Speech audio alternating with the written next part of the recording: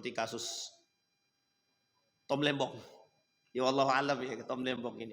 Ya tapi kita lihat kita sorot lah. Kan bisa kita soroti. Semua orang tahu. Ya, kita tetap melihat keadilan itu dari semua sisi. Ya kalau memang Tom Lembong itu misal dia non muslim sekalipun misalkan.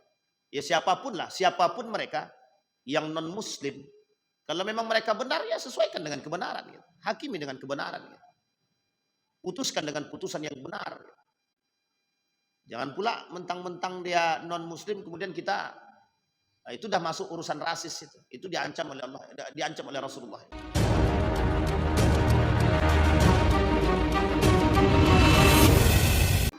Alhamdulillahi Rabbil Alamin.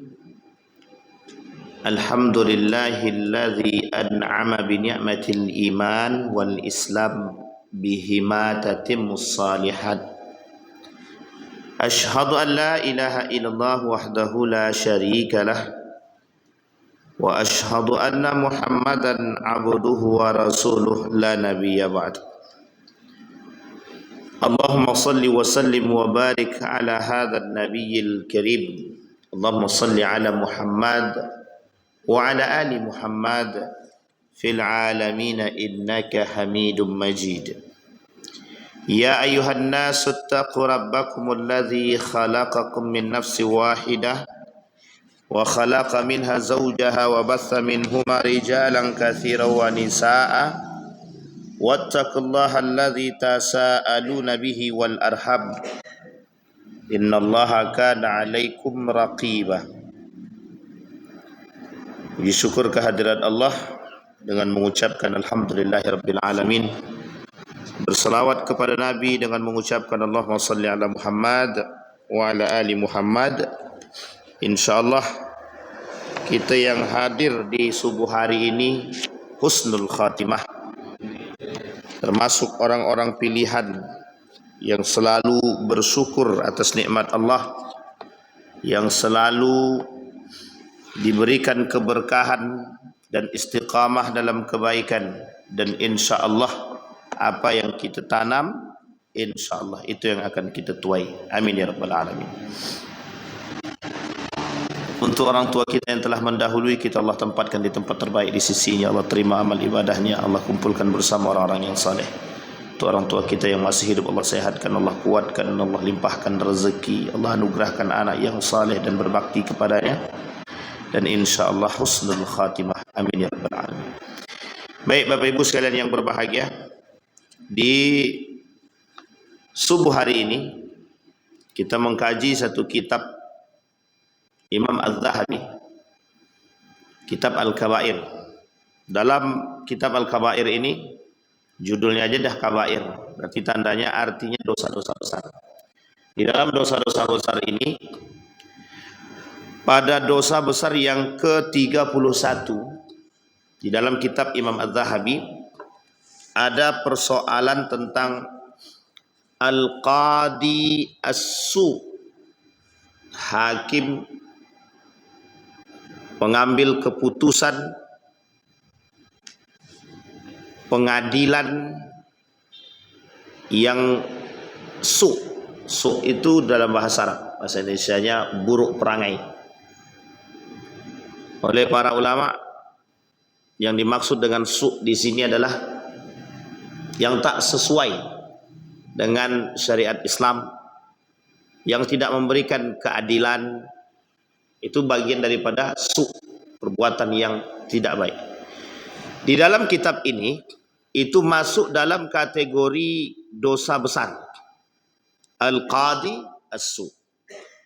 Tapi sebelum sampai ke situ,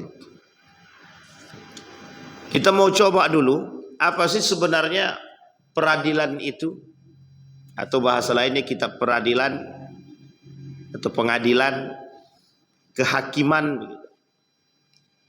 Bagaimana pandangan Islam terhadap persoalan peradilan ini?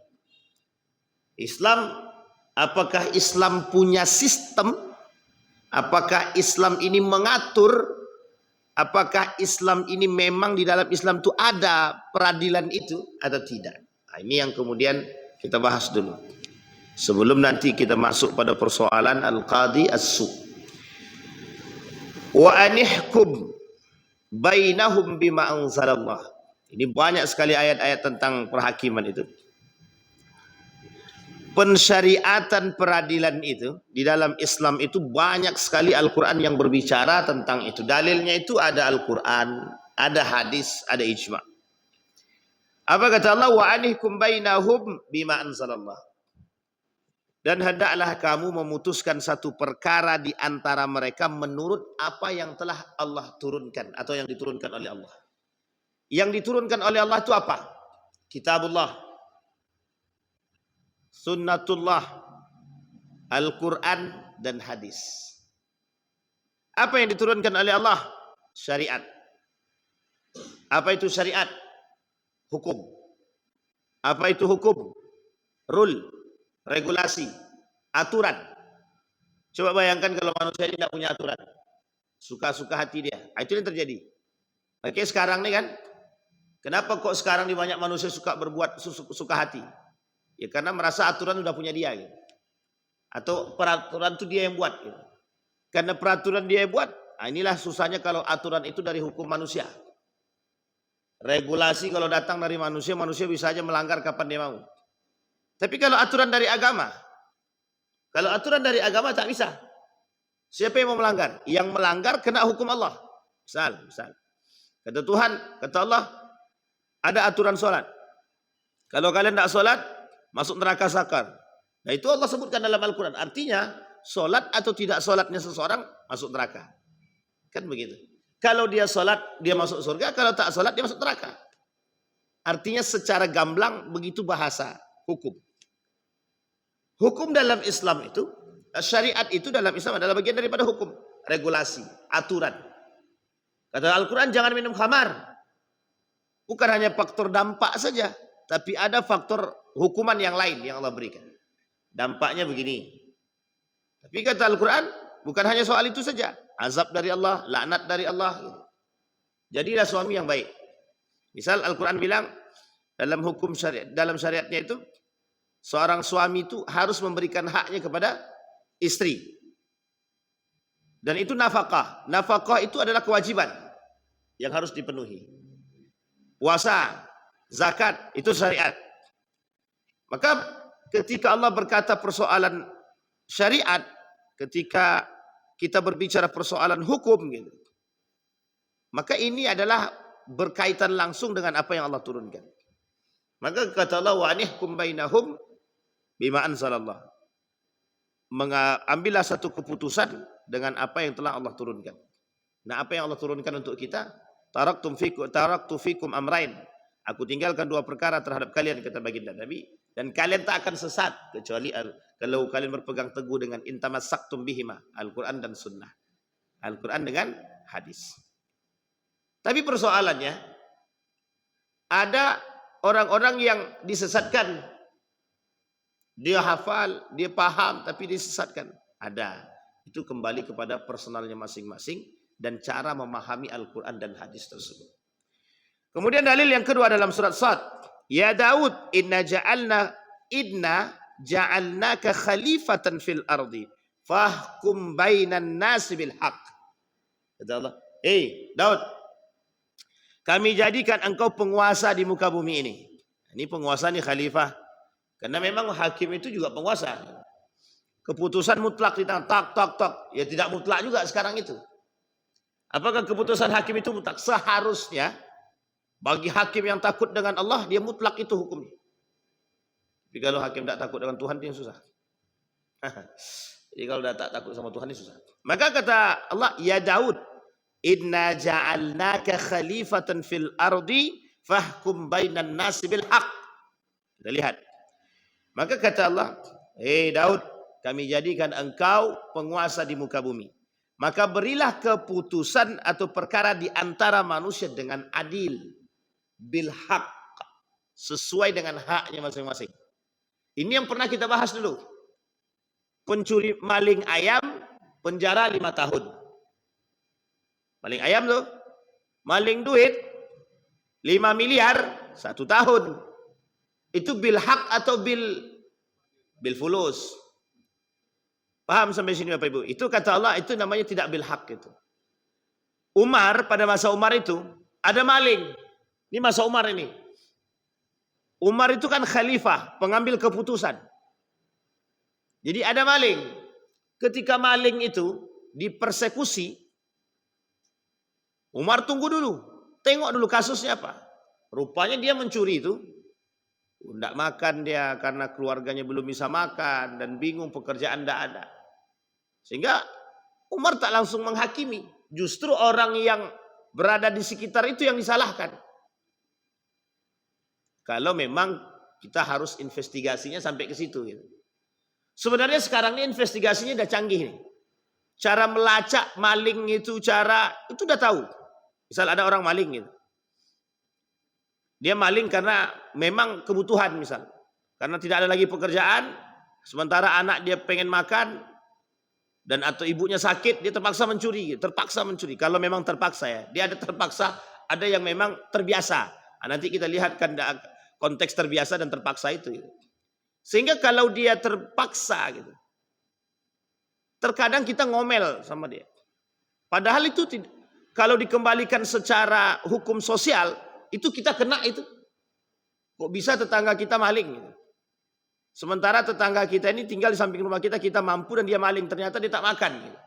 Dia maling hanya gara nggak makan. Itu kita kena itu. Bukan dia yang kena di hadapan Allah itu. Maka Umar bin Khattab begitu dia. Umar bin Khattab cari tahu dulu keadilan di balik itu. Tidak bisa sembarang. Maka hukum potong tangan itu tak bisa langsung. Harus disesuaikan pada keadaan. Apa kondisinya ketika itu. Mengapa dia maling, mengapa dia mencuri. Maka kalimatnya bil haq.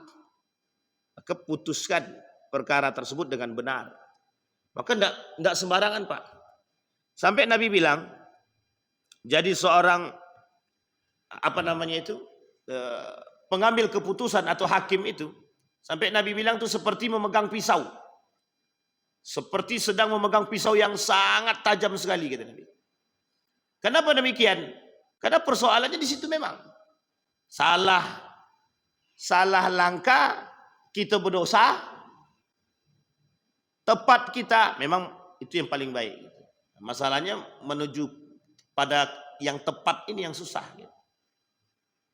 Kalau tidak ada kepentingan sih aman aja Ustaz. Kata Nabi begini. Man ja'ala qadiyan bainan nas faqad zubiha bighairi sikin. Barang siapa dijadikan hakim oleh masyarakat, diangkat dia sebagai seorang qadi, pengambil keputusan terhadap persoalan-persoalan, maka ia telah disembelih tanpa pisau. Kalau disembelih tanpa pisau itu rasanya sakitnya minta ampun itu. Nah, coba disembelih pakai bambu tuh. Ah, gimana rasanya begitulah. Kan sakit itu. Sakit sekali. Ya tapi kalau dia salah, kalau dia tidak benar, tapi kalau dia benar, insya Allah di balik kepahitan itu ada hadiah yang telah Allah janjikan. Nah itu dia Bapak Ibu. Jadi ini persoalan. Nah ternyata dalam Islam peradilan itu satu hal yang disyariatkan, yang memang harus ada dalam Islam. Karena kalau tidak ada, siapa yang akan mengambil keputusan? Makanya kawannya Umar bin Khattab ini, itu selalu punya kawan dalam persoalan syariat ini Pak. Selalu punya kawan dalam urusan soal syariatan ini. Siapa kawannya? Ali bin Abi Thalib. Jadi Umar itu selalu ingin memutuskan perkara agama, itu akan kembali kepada Ali bin Abi Thalib. Karena Ali bin Abi Thalib ini kan cerdas. Agamanya kuat, pemahamannya baik. Tapi tetap keputusan di tangan Umar bin Khattab. Ali disitulah yang akan memberikan gambaran. Yang akan memberikan, berarti siapa? Tergantung pembisik kan. Yang membisiknya kuat, alim, teguh, aman. Maka Pak Prabowo nih, kalau pembisiknya tak kuat agama, misal contoh. Kalau tak kuat agama, wah itu mesti bisa masalah memang. Karena pengambil kebijakan, pengambil keputusan. Nah, Umar begitu dia Pak, khalifah itu begitu. Harus di sampingnya khalifah itu harus ada orang yang mengerti betul dengan agama dan baik. Karena perlu pertimbangan agama yang matang. Nah, kalau tidak itu susah memang. Makanya memang pengambil kebijakan kalau tidak mengerti agama, kalau hakim tak mengerti agama susah dia. Itu hakimnya ngerti agama Ustaz, tapi meleweng juga. Itu lain cerita lagi itu. Itulah penyimpangan-penyimpangan. Baik, sekarang pertanyaannya. Apa keutamaan diberikan oleh Allah peradilan? Apa kata Nabi dalam hadisnya? La hasada illa fisnatin. Rajulun atahullah malan fasallata ala halakatihi fil haq. Thumma wa akhar atahullahu hikmatan fahuwa yaqdi biha wa yu'allimuha. Tidak boleh hasad kecuali pada dua kondisi. Tak boleh dengki kecuali pada dua hal. Seseorang yang diberikan oleh Allah harta, oleh Allah kemudian ia gunakan di jalan yang baik. Yang kedua, orang yang diberikan oleh Allah ilmu, lalu ia memutuskan perkara tersebut dengan ilmu dan iman yang diberikan. Nah, itu pentingnya. Oke, kondisi kalau ilmu doang tanpa iman masalah itu memang. Ada orang cerdas, ya rata-rata hakim itu tak ada yang tak cerdas Pak. Rata-rata hakim itu cerdas Pak.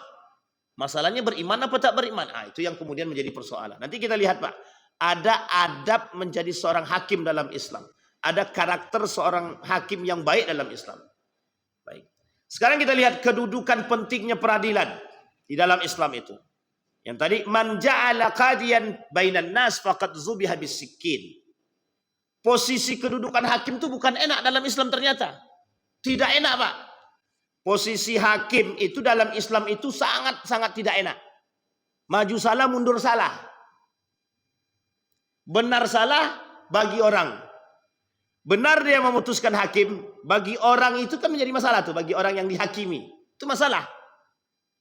Sekarang salah dia memberikan, itu salah juga. Masalah juga. Kalau dia salah memberikan keputusan, salah di hadapan Allah. Kalau betul dia memberikan di hadapan Allah, betul di hadapan manusia dia salah. Nah, ini masalah juga. Makanya serba salah kalau bahasa lain itu. Serba salah. Posisi hakim ini memang berat. Peradilan itu memang penting. Kedudukan peradilan dalam Islam itu justru seperti itu kata Nabi. Bahkan uniknya lagi di dalam hadis baginda Nabi yang agak keras sedikit. Kata Nabi al-qudatu salasa. Al-qudat salasa. Hakim itu 3. Qadiyani finnar wa qadin fil jannah. Kata Nabi 2 dalam neraka, 1 dalam surga. Nah, sekarang masalahnya ini. Ini bukan yang ngomong bukan saya, yang ini ngomong Nabi langsung. Al-qudatu salasatun kata Nabi. Qad ithnani fil nar atau qadiyani fil nar atau qadin fil jannah. 2 dalam neraka, 1 dalam surga. Kita rincikan. Rajulun alimal haq faqada bihi fahuwa fil jannah. Seorang hakim yang mengerti persoalan itu dan dia putuskan dengan kebenaran sesuai dengan ilmu dan imannya, maka dia fil jannah, dia dalam surga. Tapi lihat yang duanya.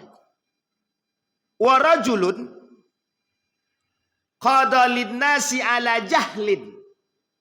Seorang qadi, hakim memutuskan satu perkara, tapi pemutusan perkara tersebut dengan kebodohan. Fahuwa finnar. Dan dia di neraka. Yang ketiga. Warajulun jara fil hukmi fahuwa finnar.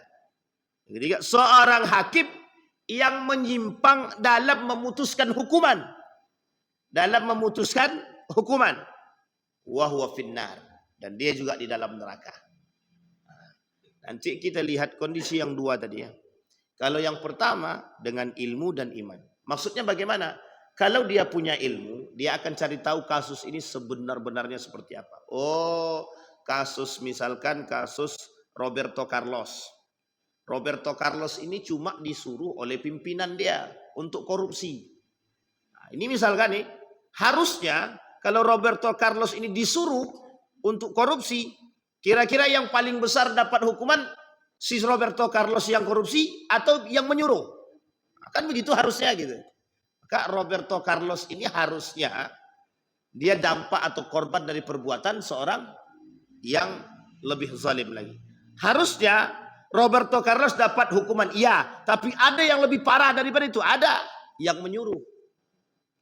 Nah, uniknya sekarang ini kita takutnya hukum itu sudah terselewengkan yang kita takutkan. Yang disuruh lebih berat daripada yang menyuruh. Bahkan kadang-kadang bisa jadi yang disuruh ini bukan disuruh tapi dijebak. Itu yang kita nggak tahu. Ini banyak Pak orang-orang yang dijebak tuh banyak. Pokoknya karena sudah, inilah kenapa kita harus berhati-hati. Kawan bisa jadi lawan, lawan bisa jadi kawan. Jadi kalau bahasa lainnya itu, kalau bahasanya orang-orang sekarang nih, tidak ada kawan itu yang benar-benar sejati. Gitu. Ini masalah juga. Kadang baik awak kan baik, rupanya ini jadi kambing hitamnya. Itu bisa juga, masalah juga. Makanya bersaudara itu harus dengan iman. Bersaudara itu sesuai dengan agama. Kalau tidak dengan agama dan iman, awak pun dimakannya. Nah, ini kan bahasa-bahasanya.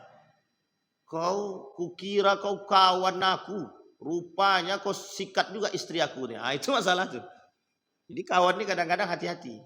Maka kita ini harus pandai-pandai betul mencari kawan, karena itu masalah bagi kita. Nah, ini kasus-kasus yang sering kita temukan, yang sering-sering terjadi. Pengambilan keputusan yang terkadang tidak sejalan dengan apa yang, atau yang tidak sesuai dengan nalar. Itu kan tak sesuai nalar itu sebenarnya Pak. Mana yang tak sesuai nalar itu? Maling ayam 5 tahun, sementara koruptor yang 5 miliar cuma hanya satu tahun. Itu jelas itu. Tapi Pak Ustadz itu salahnya bukan begitu. Itu harus paham dulu.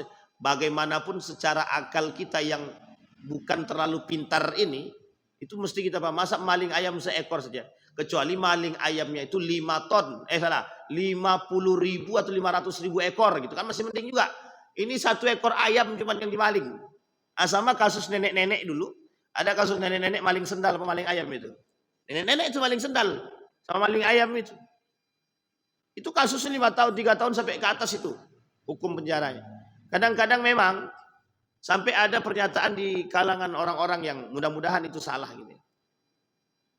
Kuat ke bawah, lemah ke atas gitu. Apa namanya itu? Tumpul. Tumpul ke atas, tajam ke bawah. Nah, ini yang masalah itu memang. Nah, itu yang disebut dengan penyimpangan itu gitu. Maka dalam tadi yang pertama, kalau dia memutuskan perkara dengan ilmu dan iman dia, mesti dia punya ikhtiar yang baik. Sehingga hasilnya itu bisa diterima oleh dengan cara yang adil.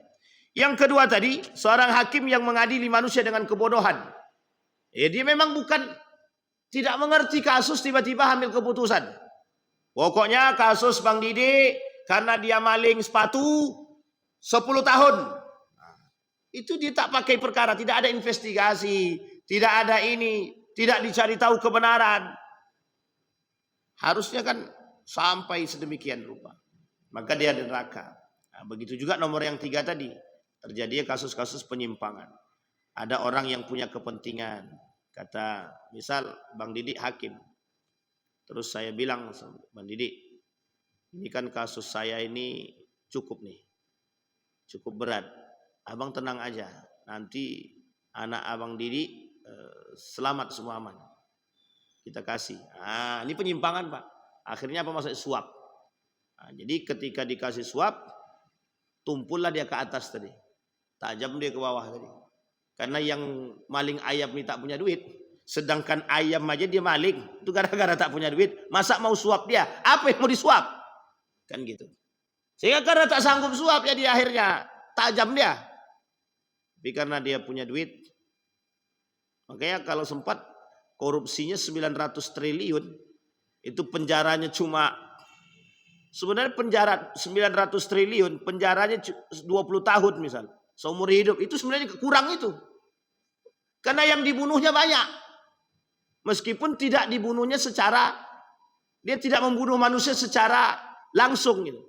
Tapi kan mengambil hak orang itu mematikan orang secara struktur itu sebenarnya. Atau secara pelan-pelan gitu. Maka 900 triliun itu. Nah kalau cuma maling 900 triliun. Dibalikkan 400 triliun misalkan. Atau 500 triliun lah dibalik. Berapa sisanya lagi? Masih ada sisanya 400 triliun. Nah pertanyaannya 400 triliun itu. Berapa turunan kira-kira duit itu baru habis? 7 turunan belum tentu habis Pak. Kalau dia punya keturunan lebih banyak lagi, itu mungkin baru habis itu.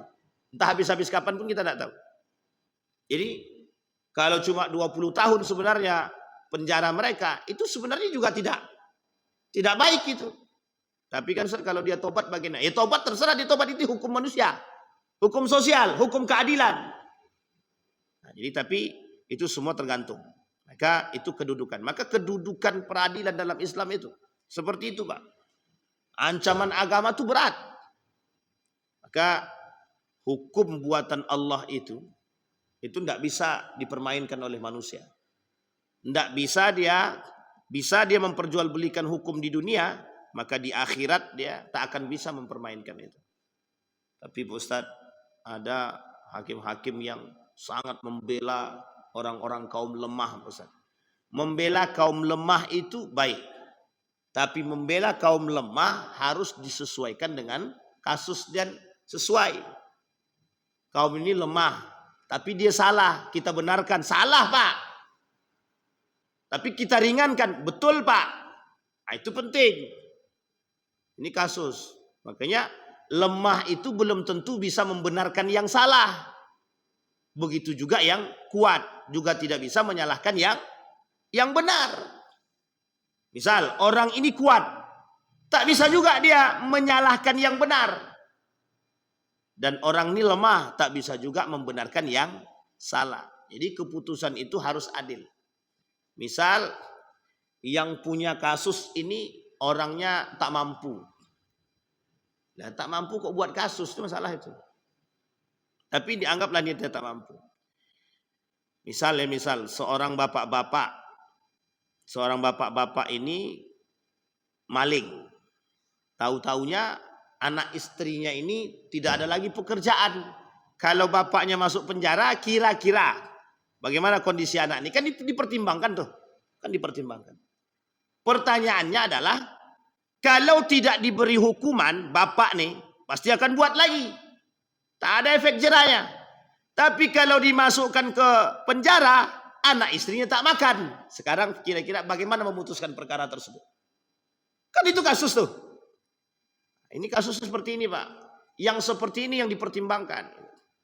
Kaya dia, berduit dia, masih ada tabungannya. Kalau tak dimasukkan penjara, masukkan aja ke penjara. Anda usah Pak Ustadz dimasukkan penjara, kasihan anak istri yang tidak makan. Kan ada tabungan. Nah, itu yang seleweng itu yang kayak gitu itu. Rupanya tabungan untuk membayar kurungan. Setahun sekian juta. Akhirnya kalau duitnya banyak, habislah Pak. Nah, ini masalah kita sekarang. Jadi kondisi peradilan ini harus disesuaikan. Karena tidak mengambil keputusan itu tidak mudah. Makanya berat jadi hakim itu berat. Jadi peradilan itu berat sangat. Tidak mudah Pak. Kita ambil contoh pengacara ya Pak. Pengacara. Sekarang saya tanya Bapak Ibu. Boleh tidak pengacara itu membenarkan yang salah? Tidak boleh. Dan boleh tidak menyalahkan yang benar? Tak boleh juga. Maka apa yang harus dilakukan?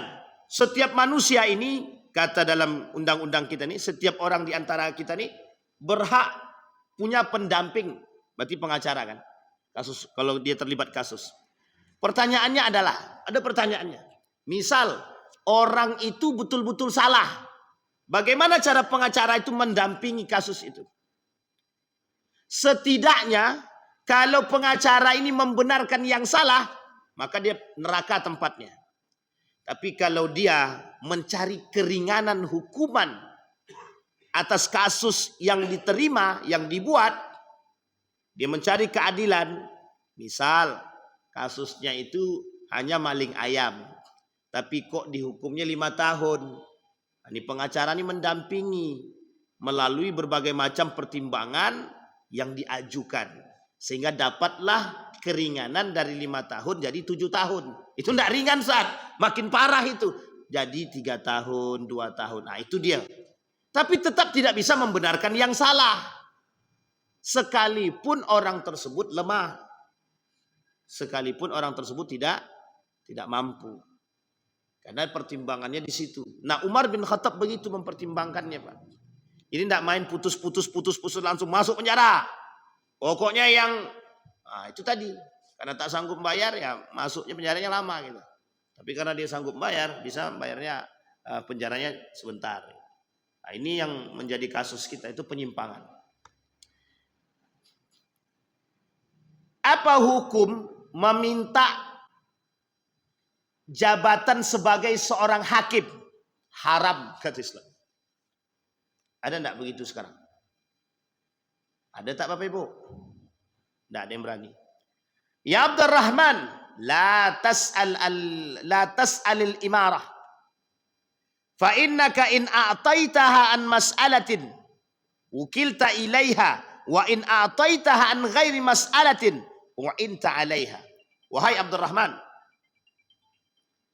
janganlah engkau meminta jabatan. Sesungguhnya apabila engkau diberikan karena meminta, maka ia akan diserahkan sepenuhnya kepadamu. Namun apabila engkau diberikan tanpa meminta, maka engkau akan dibantu dalam mengembannya. Ini persoalan-persoalan pemintaan jabatan ini tidak hanya dalam soal hakim, tapi di mana-mana. Tapi yang diancam oleh Allah dalam Al-Quran itu, di dalam agama, meminta sebagai seorang hakim. Karena Bapak Ibu meminta jabatan ini berat itu. Pokoknya aku mau jadi hakim itulah, Mahkamah Agung, aku mau di situ. Nah, ya. Karena memang pemegang kekuasaan, pengambil keputusan. Baik, sampai di sini bisa dipahami Bapak Ibu ya. Nah, sekarang kita lihat. Ada dua hal. Yang pertama, ada yang disebut dengan al-qadi as-su, hakim yang buruk perangai. Tadi sudah kita bacakan. Wa man lam yahkum bima anzalallah fa ulaika humul kafirun. Barang siapa yang mengambil hukum selain daripada hukum Allah, bagian daripada kekafiran. Wa man lam yahkum bima anzalallah fa ulaika humuz zalimun. Yang tidak mengambil keputusan sesuai dengan apa yang Allah turunkan, maka bagian daripada kezaliman. Yang pertama, wa man lam yahkum bima anzalallah fa ulaika humul kafirun. Wa man lam yahkum bima anzalallah fa ulaika humuz zalimun. Wa man lam yahkum bima anzalallah fa ulaika humul fasiqun. 3. Orang yang mengambil keputusan selain daripada Allah, dari hukum Allah, kafir. Yang kedua, zalim. Yang ketiga, fasik. Coba kita lihat. Mengapa Allah kata orang yang mengambil keputusan selain daripada apa yang Allah turunkan itu termasuk bagian daripada kafir? Ini Bapak Ibu, kaitannya pada persoalan akidah.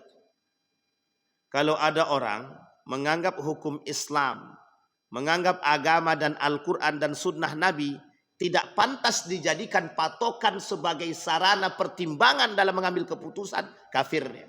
Artinya dia tak percaya kepada Al-Quran. Artinya dia tak percaya kepada sunnah.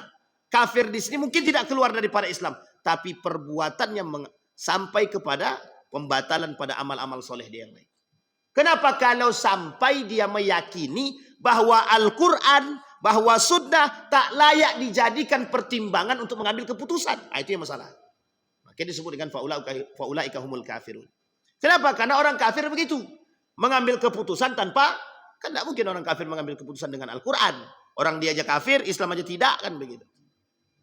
Tapi persoalannya bukan sampai di situ. Persoalannya bukan buat orang kafir. Persoalannya buat orang-orang beriman. Buat orang-orang muslim. Muslim dia tahu itu Al-Quran, tahu itu sunnah. Misal kita contoh pengadilan agama misalkan. Pengadilan agama. Memutuskan perkara waris misalkan. Memutuskan perkara pernikahan misalkan. Tidak dikembalikan kepada Al-Quran dan sunnah. Dia mengambil keputusan tanpa atau mengindahkan Al-Quran. Atau tidak percaya kepada Al-Quran. Maka bisa jadi perbuatan yang dia buat itu menghapus semua amal-amal ibadahnya. Itu yang disebut dengan kafir. Nah, jadi berat Pak, berat. Salah sedikit berat. Tapi kok mau orang rebutan jadi itu? Ya iya. Enak soalnya. Apa yang enak? Itu panasnya panas banget lah itu. Yang kedua, zalim. Kalau kita salah memberikan keputusan, artinya kita sedang menzolimi orang. Nah, misal kita ambil contoh. Keputusannya ternyata orang tersebut seharusnya orang itu benar, jadi salah. Akhirnya orang yang seharusnya benar ini jadi salah dan masuk dalam penjara. Sekarang kita lihat, zolim secara keadilan. dan dia juga zalim kepada keluarganya. Mending kalau cuma zalim kepada manusia, dia zalim kepada Allah, dia zalim kepada Rasulullah. Coba bayangkan. Jadi banyak, Pak. Akhirnya apa? Bukan hanya zalim kepada Allah, bukan hanya zalim kepada Rasulullah, bukan hanya zalim kepada pelaku, bukan hanya zalim pada keluarga, dia zalim kepada manusia. Kenapa? Karena dia menampakkan hukum yang tidak adil. Artinya mengambil keadilan di tengah umat manusia. Nah, kira-kira jariyatus su' atau tidak? Misal dipraktekkan oleh orang-orang setelahnya. Oh, kami contoh si anu, fulani bin fulan, habislah cerita. Mungkin tak sampai pada jariyatus su', tapi perbuatan dia dicontoh orang. Dan itu terus. Allah yang sebelumnya aja begitu, tidak ada masuk penjara. Masa sekarang kita masuk penjara? Kan gitu. Akhirnya keadilan tak lagi sejalan. Ini masalahnya di situ. Sekarang fasik. Kalau fasik itu benar. Orang tahu kebenaran tapi tak menjalankan kebenaran itu fasik namanya. Orang yang tahu kebenaran tapi tak dia lakukan kebenaran itu fasik namanya. Jadi Bapak Ibu, tidak bisa sembarangan itu. Maka kata Nabi dalam hadisnya, wa ruwiyal hakim bi isnadihi fi sahihi an Talhah an Ubaidillah radhiyallahu anhu an Nabi sallallahu alaihi wasallam annahu qala la yaqbalu Allah salata imamah hakim bi ghairi ma anzalallah.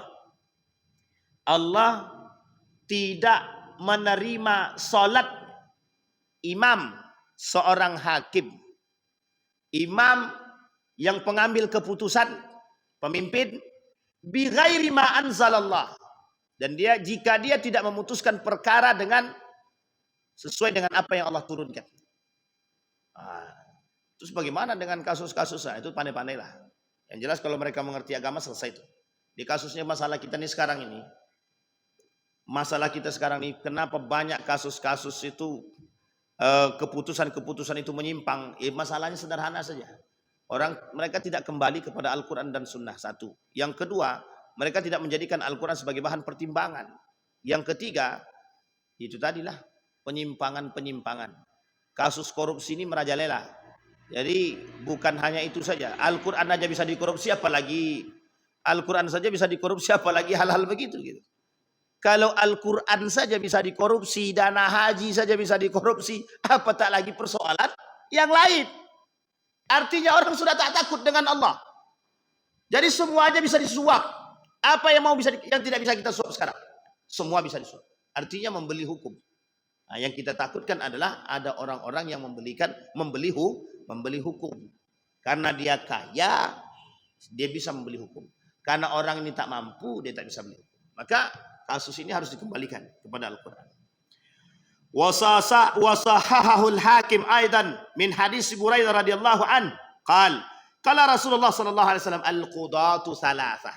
Ini yang tadi kita bacakan.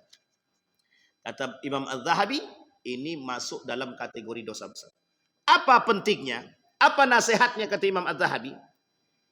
Kata Imam Az-Zahabi, nasihatnya bagi orang-orang yang melakukan perbuatan tersebut, ittaqu, takutlah kalian, an-nar, api neraka. Pertanyaannya, api neraka itu nampak apa tidak nampak? Tak nampak. Karena api neraka itu tak nampak, itulah yang menjadi masalah. Tapi coba api neraka itu kalau nampak, kira-kira ada yang mau melakukan dosa? Kalau nampak pusat, jangankan dosa, maksiat pun kami tak mau. Nah, itu coba bayangkan. Itu kalau memang betul nampak. Tapi karena ini tak nampak, jadi bagi manusia hari ini, karena neraka dan surga itu dianggap tidak jelas, seolah-olah mereka berbuat maksiat dosa besar itu biasa. Alah, tidak nampak aja neraka itu pun. Paling nanti setelah kami korupsi kan kami tinggal tobat. Jadi seolah-olah begitu saja, dia dianggap mudah. Nah, baik, sekarang kita lihat. Ada kriteria, itu tadi al-qadhi as-su'. Qadhi as-su' itu adalah seorang hakim yang tidak mengambil keputusan sesuai dengan agama, sesuai dengan Al-Quran dan Sunnah, atau tidak merujuk atau tidak mengambil pertimbangan dari Al-Quran dan Sunnah atau daripada para ulama. Yang kedua, Al-qadhi as-su' memutuskan peradilan atau memutuskan satu perkara tanpa keadilan, tanpa dengan kebenaran, tidak melakukan investigasi, tidak mencari tahu terlebih dahulu, tiba-tiba main putuskan. Maka masuk pada kategori yang kedua kata Nabi, memutuskan perkara dengan kebodohan. Maka dia juga di dalam neraka. Yang ketiga, hakim yang bisa disuap. Yang ketiga, hakim yang bisa disuap. Yang keempat, hakim yang tidak netral. Tidak netral. Yang kelima, hakim yang tidak memiliki akhlak. Yang keenam, hakim yang tak beriman. Nah, ini poin-poin penting. Itu masuk dalam kategori al-qadhi as-su. Al-qadhi as-su. Nah, kemudian sekarang kita lihat bagaimana kriteria hakim di dalam Islam. Kita lihat. Ada kriterianya. Ada Bapak Ibu. فَقُلُّ مَنْ قَضَى بِغَيْرِ عِلْمٍ وَلَا بَيِّنَةٍ مِنَ اللَّهِ وَرَسُولِهِ عَلَى مَا يَقْضِي بِهِ فَهُوَ دَاخِلٌ فِي هَذَا الْوَعِدِ. Imam Zahabi mengatakan, siapa saja setiap orang yang memutuskan perkara tanpa ilmu atau bukti yang bersumber dari Allah dan Rasulnya, maka dia termasuk pada golongan yang diancam. Yang diancam dimaksud pada tiga tadi. Al-qudatu thalatha, qadiyan finnar, wa qadin fil jannah. Dua dalam surga, dua dalam neraka, satu dalam surga. Nanti kita lihat apa yang poin-poinnya. Man waliyal qada au ju'ila qadiyan bainan nas faqad dhubiha bighairi sikkin. Ini hadis-hadisnya. Faqala ayyuhan nas innama ahlakal ladzina min qablikum annahum kanu idza sariqa fihimus syarif tarakuhu wa idza saraka fihimud dhaif aqamu alaihi al-had wa ayyumallah law anna Fatimah binti Muhammad syarakat laqata'tu yadaha. Wa fi hadis Ibnu Zamhin innama halakal ladzina min qablikum. Apa kata Nabi? Wahai manusia, hanya saja siapa saja yang membinasakan orang-orang sebelum kalian adalah ketika orang-orang terpandang mencuri, mereka membiarkannya. Nah, ini tadi kasus ini. Jika ada orang-orang terpandang mencuri, berarti kita garis bawahi, kita samakan. Jika ada orang-orang punya duit, koruptor atau korupsi, mereka membiarkannya.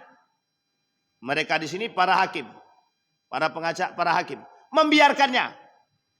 Sementara jika orang-orang berpangkat rendah, orang-orang dhaif, orang miskin, orang fakir, orang biasa ke bawah, mereka mencuri, maka menegakkan hukum had demi Allah.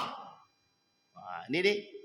Maka sesungguhnya kata Nabi, sekiranya Fatimah binti Muhammad mencuri, aku yang akan langsung memotongnya. Awak maunya begitu itu, Pak. Kita maunya begitu. Andai kata mereka mau mengambil ibrah dari ini kan bisa. Berarti mereka kalau takut sama atasan, tapi berarti tak takut sama Allah dan Rasulnya. Maka Bapak Ibu, nasihat buat kita semua dan para pemangku kebijakan dan pengambil keputusan, baik hakim, pengacara, siapapun, dalam memutuskan perkara takutlah dengan Allah. Takutlah dengan Allah. Kriteria pertama. Jadi kriteria pertama, seorang hakim itu harus takut dengan Allah. Nah, jadi Bapak Ibu, ini kenapa ini masuk dalam kriteria pertama? Lah kalau hakimnya tak takut dengan Allah, apalagi manusia. Jadi kalau sudah tak takut dengan Allah, yang paling kuasa di dunia ini, yang paling kuasa, sama yang paling kuasa saja dia tak takut, yang pemilik alam jagat raya ini dia tak takut, apalagi sama manusia. Jadi memutuskan. Yang kedua, tidak memutuskan perkara sesuai dengan pada kepentingan. Ini seorang hakim harus adil. Adil, tidak menyesuaikan pada kepentingan. Nah, karena dia punya kepentingan dalam urusan duit, akhirnya, misal gini, saya hakim yang berkasus, jangan saya lah, Bang Didi hakim. Misal adik dia kasus. Ini karena adikku, udahlah. Karena aku hakim, untuk adikku kasusnya ditutup. Tok, tok, tok. Padahal kasus nih, tapi ditutup. Kan ada kepentingan situ. Apa kepentingan? Kepentingan keluarga. Kalau dia tidak putuskan, maknya marah-marah. Kalau diputuskan maknya marah-marah. Kalau tidak diputuskan rakyat marah-marah. Kan bingung tuh jadi hakim tuh. Apalagi ketika memutuskan perkara adik sendiri, keluarga sendiri. Keluarga, adik beradik, bukannya membantu, malah menyiksa. Nabi saja anaknya kalau mencuri, dia yang potong tangan langsung. Nah, sekarang saya tanya Bapak Ibu, berapa banyak orang tua yang berani seperti Nabi? Kalau sempat anakku, nah kalau zaman dulu kan begitu. Kata gurunya, dipukul gurunya menangis anak ini, balik ke rumah Pak. Kenapa kau dipukul sama guru? Kata orang tua tadi. Kami tadi mengganggu anak si Anu. Dipukul saya sama guru sampai sakit. Sampai rumah bukan dibela guru, bukan dibela kita. Dipukul balik. Kalau orang tua sekarang tidak, mana guru tuh? Ini kasus Guru Madin. Kasus Guru Madin nih. Ini biar ya mungkin terlambat tidaklah. Tapi sedang berjalan juga kan. Kasus Guru Madin. Makanya Bapak Ibu hati-hati sekarang nih. Orang tua, anaknya yang salah, orang tua yang datang ke sekolah. Sudah anaknya yang salah, orang tua datang ke sekolah, nuntut pula lagi. Karena dia banyak duit, menang dia. Sampai sini paham Bapak Ibu? Kira-kira bobrok atau hancur itu? Dua-duanya. Jangan setengah-setengah. Berarti rusaknya sudah semua lini. Ya begitulah. Sampai sini paham ya Bapak Ibu? Kalau zaman dulu kami tak. Apa yang kau buat? Kenapa kau dipukul guru? Tadi gini. Ditambah Pak di rumah itu ditambah. Bukan dinasihati, ditambah. Kalau sekarang enggak. Mana guru tuh? Langsung laporkan. Laporannya adalah laporan kasusnya penganiayaan. Cuma dicubit penganiayaan. Ini kasus-kasus sekarang. Cuma dicubit penganiayaan. Kasus Guru Madin dituntut 25 juta sampai harus jual. Pak, Bu, saya kasih tahu. Kenapa orang zaman dulu itu cerdas-cerdas? Karena cara mendidiknya keras. Coba sekarang hasil didikan yang lembut itu. Saya mau lihat mana hasil pendidikan yang baik, yang lembut itu. Kita tengok Pak, manja. Rata-rata hasil pendidikan yang lembut itu manja. Ya keras di sini tegas. Tidak berpihak. Sesuai. Kalau salah ya salah. Betul ya betul. Ini salah dijadikan betul, betul jadikan salah. Hancur semua Pak. Tapi berarti kan sistemnya Ustaz. Ya memang sistemnya dari sononya gimana? Setiap guru yang memukul akan dipersidangkan masuk penjara. Sehingga mohon maaf Pak. Udahlah kata guru. Biarin aja dia buat rusak di situ. Yang penting kami terima gaji, habis kemudian terima gaji kami pulang. Masalah mau hancur akhlak anak itu terserahlah. Kan begitu pikiran guru lagi sekarang. Salah dia, tak salah juga karena memang sistem begitu.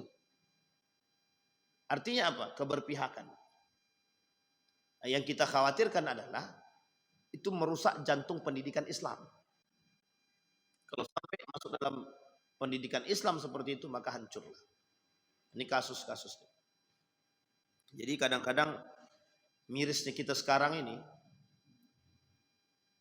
banyak perkara yang kadang-kadang kita lihat dengan mata kepala kita ini tak sesuai. Yang menjadi persoalan begini Bapak Ibu. Apakah mereka ini tidak takut dengan Allah? Apakah mereka ini tidak takut dengan ancaman Allah, tak takut dengan api neraka? Lah buktinya nggak takut, pusat mereka buktinya mereka buat, berarti kan mereka nggak takut. Ataukah bagian yang kedua, mereka mempermainkan hukum Allah? Ataukah yang ketiga? Yang ketiga itu begini, jadi meremehkan hukum Allah. Jadi Allah paling nanti, yang penting setelah itu kan bisa taubat. Iya kalau dia masih hidup panjang. Tapi ada pernyataan tadi malam itu dari kawan saya. Kenapa orang-orang yang suka melakukan perbuatan kayak gitu umurnya panjang ya tak mati-mati gitu ya. Kadang-kadang ya itu kan namanya kematian itu takdir ilahi. Ya sesuai dengan ketentuan Allah. Baik Bapak Ibu. Idza hakama al-hakim fajtahada thumma asaba falahu ajran. Wa idza hakama fajtahada thumma akhta'a falahu ajrah. Jika seorang hakim mengadili dan berijtihad dan ternyata betul, maka dapat nilai 2. Ini ijtihad ya dalam mengambil fatwa. Dalam mengambil fatwa. Seorang ahli fatwa mengambil fatwa. Tapi ingat ini hasil ijtihad. Bukan tiba-tiba. Maka penting ilmu itu di situ. Wa idza ijtahada, jika dia berijtihad. Wa idza akhta'a, dan dia salah, falahu ajrun, dan dia dapat nilai 1. Kalau sudah ijtihad ya, kalau dia betul-betul berijtihad. Bukan karena kepentingan, bukan karena duit, bukan karena korupsi dan lain sebagainya, bukan karena suap. Tapi berijtihad benar. Misal ini kejadian kasusnya pada masa Umar bin Khattab juga. Umar bin Abdul Aziz. Jadi Bapak Ibu, ada dulu satu kasus, ternyata kasus pengambilan keputusan ini tidak tepat. Sehingga kata para ulama, karena ulama-ulama menyampaikan, karena hasil ijtihadnya itu, cara berijtihadnya sudah benar, tapi ternyata malah salah hasilnya, maka dia tetap dapat pahala 1 karena sudah sesuai. Tapi kalau mohon maaf dia berijtihad memutuskan satu keputusan karena duit suap, itu tidak ada ijtihad namanya. Karena ada kepentingan. Nah, ini menjadi masalah kita. Baik Bapak Ibu. Nah, sekarang kita lihat Bapak Ibu. Bagaimana kriteria? Ada 7 kriteria atau 7 syarat yang bisa kita jadikan patokan menjadi seorang hakim. Baik, pertama, adab-adab menjadi seorang hakim dalam Islam. Yang pertama, hendaknya berkantor di tengah-tengah negeri, di tempat yang diketahui oleh orang, dapat dijangkau oleh lapisan masyarakat. Yang kedua, karena jabatan hakim ini resikonya tinggi, seseorang tidak boleh berambisi mendapatkannya tadi. Tidak boleh meminta jabatan dalam Islam ya, tak boleh meminta jabatan hakim. Seperti yang tadi dikatakan, man ja'ala qadiyan bainan nas faqad zubiha bighairi sikkin.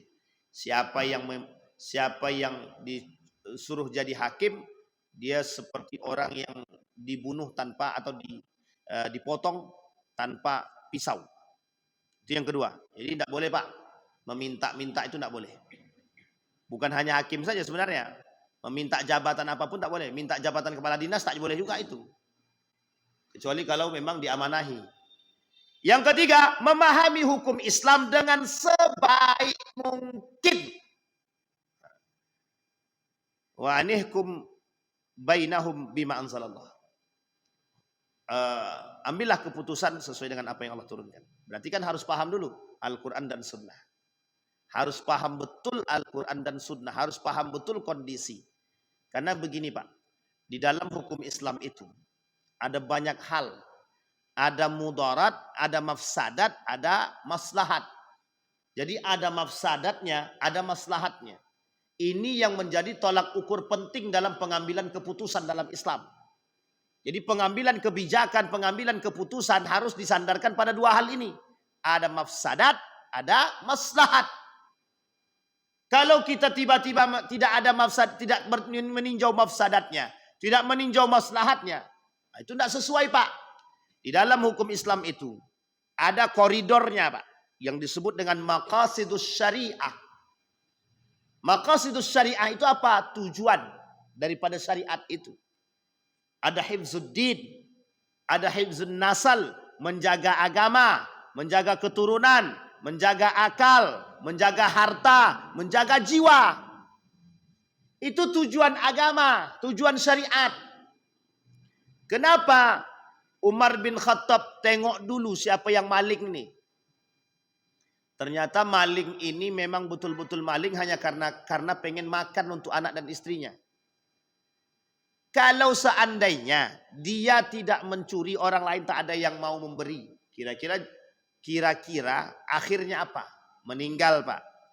Artinya yang ditinjau oleh Umar di situ adalah hifzun nasalnya, hifzun nafasnya, menjaga jiwanya, menjaga keturunannya, dan bagian daripada menjaga agama. Coba bayangkan. Jadi agama ini tidak sembarangan, Pak. Islam ini tidak sembarangan. Maka kita katakan jangan kotori hukum-hukum agama yang baik-baik ini dengan kepentingan pribadi yang zalim. Masalah itu, Pak. Jangan coreng keadilan. Pak, di dalam hukum, di dalam Islam, ini kita ambil contoh kasus ya Pak, contoh kasus. Pada kasus perjanjian Hudaibiyah, pada kasus piagam Madinah, kita lihat dalam kasus piagam Madinah, Nabi sampai bilang begini, kalau ada yang mencelakai orang kafir ini, dan mereka kafirnya kafir zimmi, yang berada dalam tanggunganku, kata Nabi, tanggungan kita, kalau ada orang yang mencelakai orang kafir, yang berada dalam tanggungan kita, berarti dia telah mencelakaiku. Bayangkan, bukan hanya Islam saja yang dijaga di situ. Bukan hanya Islam saja, Pak. Orang kafir pun dijaga. Kenapa? Sosial kemanusiaan. Islam itu rahmatan lil alamin. Dia baik untuk semua. Jadi membela keadilan itu harus lihat-lihat dulu Ustaz, agamanya. Kalau dia Kristen kita tak usah bela lah Ustaz. Itu kan bukan agama kita. Itu jangan hati-hati, Pak. Hati-hati betul. Orang-orang seperti ini itu tak mencontoh Nabi, Pak, tak mencontoh Nabi. Tidak mencontoh Nabi. Nabi memberikan keadilan kepada semua umat manusia. Baik Islam dia, baik Yahudi dia, baik dia Nasrani dia. Maka dibuatlah piagam Madinah itu semua keadilan itu terjelas. Makanya Pak, amandemen pertama Pak, yang terbaik di dunia, yang tak bisa ditandingi. Makanya Nabi tertulis sebagai 1001 manusia yang paling berpengaruh di dunia. Michael Hurt, Nabi nomor 1. Yang bisa menyatukan dan membuat keadilan. Jadi tidak bisa Pak. Seperti kasus Tom Lembong. Ya Allah alam ya Tom Lembong ini. Ya tapi kita lihat kita sorot lah. Kan bisa kita soroti. Semua orang tahu. Ya, kita tetap melihat keadilan itu dari semua sisi. Ya kalau memang Tom Lembong itu misal dia non muslim sekalipun misalkan. Ya siapapun lah, siapapun mereka yang non muslim, kalau memang mereka benar ya sesuaikan dengan kebenaran gitu. Hakimi dengan kebenaran gitu. Putuskan dengan putusan yang benar. Jangan pula mentang-mentang dia non muslim kemudian kita itu dah masuk urusan rasis itu. Itu diancam oleh Allah, diancam oleh Rasulullah. Tidak disukai oleh Rasulullah. Ada manusia baik, tidak ada dia non muslim tapi baik dia sama kita. Baik dia sama kita. Nah, terus karena dia non muslim, udahlah potong aja tangannya itu. Tidak ada kita pakai bahasa. Padahal dia tak salah tiba-tiba itu tidak bisa Pak. Tidak bisa. Ini kaitannya dengan manusia. Bapak Ibu kita kasih tahu. Hukum sosial kemanusiaan itu sampai Pak. Sampai. Hukum sosial kemanusiaan. Hukum sosial kemanusiaan. Itu penting. Kalau hukum agama juga penting. Tapi ada batasan-batasan yang dibahas Pak. Bapak Ibu masak. Bapak Ibu potong hewan kurban. Tetangga Bapak Ibu itu ada orang Kristen. Dia berhak dapat Pak. Boleh. Dia dapat boleh Pak. Coba bayangkan. Sedangkan itu saja boleh Pak. Itu tak sama Pak Ustaz. Bukan tidak sama. Ini kita melihat sisi kebaikan dan kemanusiaan. Sekarang saya tanya, Bapak Ibu kita kasih orang non muslim itu atau orang kafir itu hewan kurban karena agamanya atau karena apanya? Kan manusianya. Bisa jadi dengan kebaikan kita masuk Islam dia. Sama Pak, bisa jadi dengan kebaikan keadilan yang kita berikan. Oh begitulah Islam itu. Menghakimi, tak pandang bulu. Begitu Pak. Jadi jangan salah. Nabi melarang siapapun untuk membunuh orang-orang kafir. Bayangkan tuh Pak. Yang kafirnya kafir zimmi. Kafir zimmi itu kafir yang berada di bawah naungan penjagaan pemerintah. Tidak boleh Pak. Kecuali mereka yang menyakiti kita. Masuk dalam kategori yang kedua, agama kafir harbi. Orang kafir yang merusak kita, memerangi kita, harus kita perangi. Lah ini dia tidak memerangi, baik ia membantu sering. Lah kita juga habisi dia. Hanya karena kekafiran dia. Ini masalah, Pak. Tak ada pemaksaan dalam agama. La ikraha fid din. Jadi jangan persoalan keadilan itu harus ditegakkan. Apalagi negara kita ini negara Republik Indonesia. Pancanya Pancasila. Sila yang keberapa itu? Keadilan sosial bagi seluruh masyarakat. Nomor berapa? Jangan-jangan lupa semua. Saya takutnya yang mengambil keputusan lupa pula silanya kan. Nah ini masalah pula kalau sempat lupa Pancasila itu. Jadi Bapak Ibu sekalian yang berbahagia. Kita tidak mau rusaknya negeri ini hanya karena oknum-oknum yang merusak sistem. Ya memang sistem itu dirusak biar hancur lebur.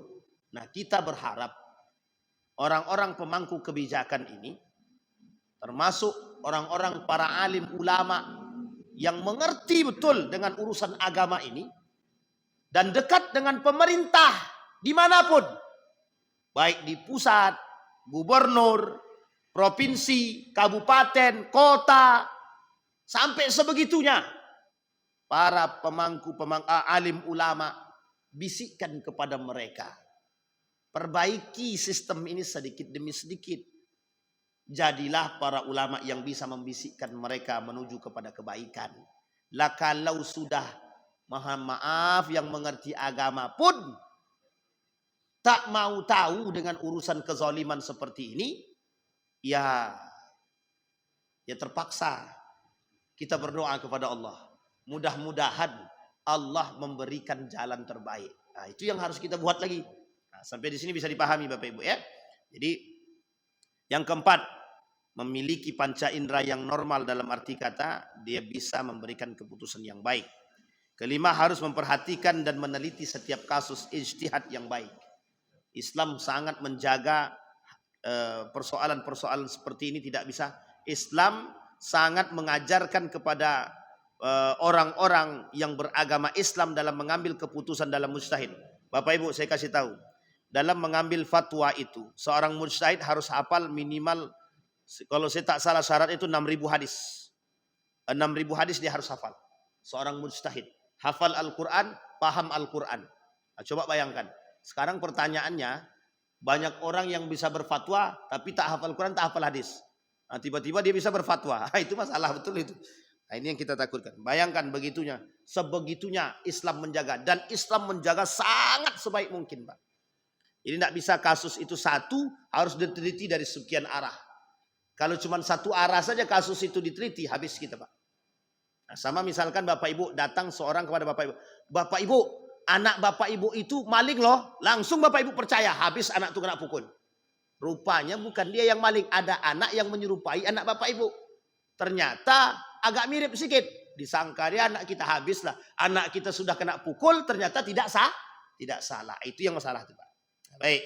Kelima, harus memperhatikan. Keenam, seorang hakim tidak boleh memutuskan perkara dalam keadaan sedang marah. Dalam hadis baginda Nabi Muhammad SAW, layak diyadna hukman baina ithnataini wa huwa ghadban. Janganlah kalian memutus perkara dari antara dua kasus sedangkan kalian dalam keadaan marah. Tidak segan dengan orang yang bersengketa. Nah, ini yang kasus terakhir ini yang menjadi masalah itu.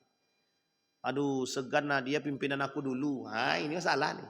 Gimana kita memutuskan perkara kalau kita pakai rasa segan semua? Anda enaklah memutuskan perkara, dia dulu yang pernah kasih aku makan. Iya, selesailah itu urusan. Sampai kiamat akan selesai tak? Sampai sini paham Bapak Ibu Baik, mudah-mudahan dari apa yang kita sampaikan tadi ada manfaatnya bagi kita. Mudah-mudahan ini hanya untuk ilmu bagi kita, untuk mengetahui betapa Islam itu sangat menjaga keseimbangan. Islam sangat menjaga keadilan. Islam sangat menjaga norma-norma, sampai Islam itu harus memberikan aturan-aturan pada semua lini. Tidak persoalan itu saja Bapak Ibu, tidur saja diatur, makan diatur. Jadi Islam itu sebegitunya. Jadi jangan kira sesuatu yang kita buat di muka bumi ini lepas dari pandangan agama, tak. Lepas dari pandangan Allah, tidak. Semua ada aturan. Itulah yang disebut dengan rahmatan lil alamin. Mudah-mudahan bermanfaat. Kita berdoa kepada Allah.